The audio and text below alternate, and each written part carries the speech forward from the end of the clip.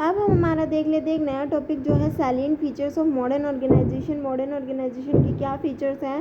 First है organisation becoming smaller with respect to the size of manpower. क्या अब organisation में technical skills का ज़्यादा यूज़ हो रहा है, मैन पावर का कम यूज़ हो रहा है। ठीक है, उसके बाद आता है technical skills of modern technical workers is much more than earlier. यानी कि टेक्नोलॉजिकल स्किल अब बहुत ज़्यादा बढ़ चुकी है।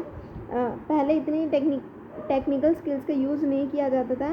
कस्टमर सेटिस्फेक्शन और enhancing shareholder value are becoming focal point of business. अब बिजनेसमैन किस चीज़ पे ज़्यादा ध्यान देते हैं, किस तरीके से कस्टमर को सेटिस्फाई किया जाए। क्यों? क्योंकि कंपटीशन बहुत ज़्यादा आ चुका है।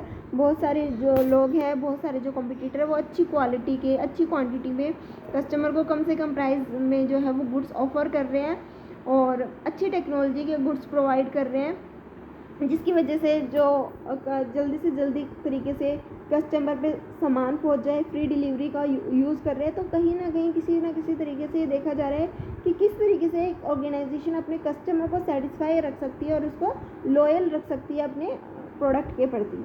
तो कस्टमर सेटिस्फेक्शन बहुत ज़्यादा इंपॉर्टेंट है किसी बिज़नेस के लिए। साथ ही साथ जो भी शेयर होल्डर है उस बिज़नेस के, जिसने भी पैसा इन्वेस्ट किया उस बिज़नेस में, उन शेयर होल्डर की वैल्यू को किस तरीके से मैक्सिमाइज़ किया जाए। सेकंड आता है क्वालिटी ओरिएंटेशन की, अच्छी क्वालिटी के जो प्रोडक्ट है कस्टमर को प्रोवाइड किए जाए, कम से कम प्राइस में अच्छे से अच्छी क्वालिटी के प्रोडक्ट जो है कस्टमर को प्रोवाइड किया जाए।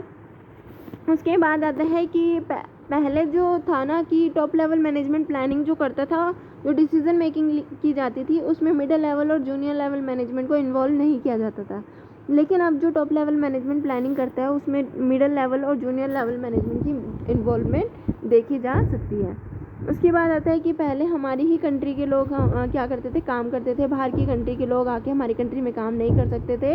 ठीक है, बहुत ज़्यादा रिस्ट्रिक्शन थी।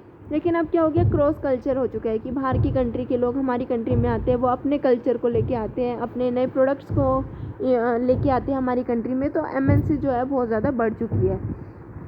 उसके बाद है कि किस चीज़ पे ज़्यादा ध्यान दिया गया है, individual learning and organisation learning are emphasises because any technology and any concept both are depleting very fast. क्योंकि ज़्यादा से ज़्यादा लर्निंग पे ध्यान दिया गया है कि ऑर्गेनाइजेशन को ज़्यादा से ज़्यादा सीखना चाहिए। एक इंडिविजुअल पर्सन के पास अगर एक स्किल है तो वो काफ़ी नहीं है, उसको नए जो स्किल आ रही है उन सारी स्किल्स को सीखना चाहिए, तभी वो सर्वाइव कर पाएगा।